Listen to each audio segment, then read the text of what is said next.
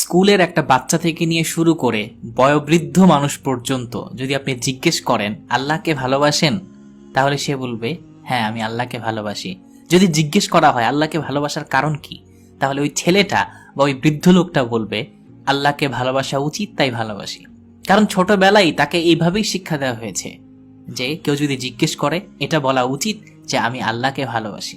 একটা স্কুলের বাচ্চা সে পোকিমন ভালোবাসে, সে ডোরিমন ভালোবাসে, এবং সে এই কারণগুলো বলতে পারবে।